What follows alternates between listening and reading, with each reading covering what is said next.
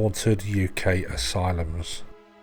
Many years ago, it seems asylums were everywhere. They'd lock people up in these horrible, dark, damp places for anything. Absolutely anything. Being pregnant out of wedlock, you was locked away. You was diseased, you was locked away. They just didn't understand mental health. Here in this video, we take a look at some haunted UK asylums. Is it any surprise that these places are haunted? Here we go. Barrow Gurney. Barrow Gurney Hospital opened in 1938 and was used by the Royal Navy to treat men with psychiatric illnesses during World War II. It was decommissioned as a naval hospital in 1946 and then transformed into a civilian insane asylum run by the NHS. Barrow closed in 2005, being cited as the dirtiest hospital in Britain. There have been various claims that the asylum's sprawling buildings are very haunted. Many ghost hunters have visited, claiming to have seen apparitions, heard footsteps along its deserted corridors, the feeling of being watched from open windows, whispers and voices, and the sound of a crying baby have also been reported.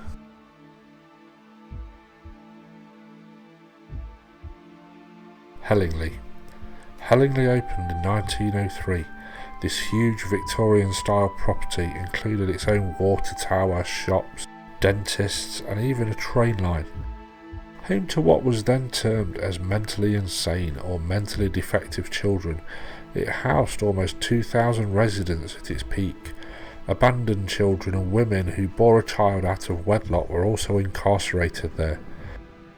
The maze of dark corridors terrified those that were unfortunate enough to call it home.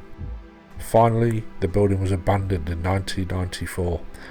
Urban explorers found labyrinths of underground passageways, some that had to be crawled through.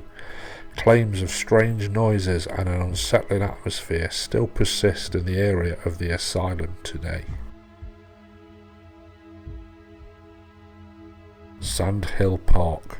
Sandhill Park was built in 1720. It was an abandoned country residence before it opened in 1919 as a care facility for girls. In 1925 it was turned into a hospital for mentally retarded children and soon sealed its unfortunate reputation. It was eventually sold by the NHS in 1990. Despite many attempts to use the buildings, it eventually became derelict and was hit by arsonists. There are many reports of paranormal activity within the ruins, from the sounds of slamming doors to children's laughter and voices heard throughout the foreboding corridors. Whittingham. Whittingham was founded in 1869 and opened its doors in 1873. It became the largest asylum in Britain with over 4,000 staff and inmates by 1939. It had a church, a farm, a railway, post office and even its own brewery. Conditions within the asylum were so bad a complaint by nurses in 1967 started a major inquiry which resulted in its eventual closure in 1995. Mental health care professionals said it was the worst place to work in Britain. Its reputation wasn't helped by the allegations of its hauntings. Student nurses had been known to flee the place, never to return. Blood-curdling screams had been heard along with cries for help. Newsham Park. Newsham Park started as an orphanage for the education and support of orphans of British soldiers from 1874 to 1951.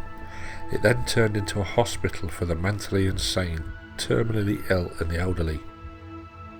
Whilst the building was still in operation, it was rife with tales of hauntings, nurses claiming to see apparitions.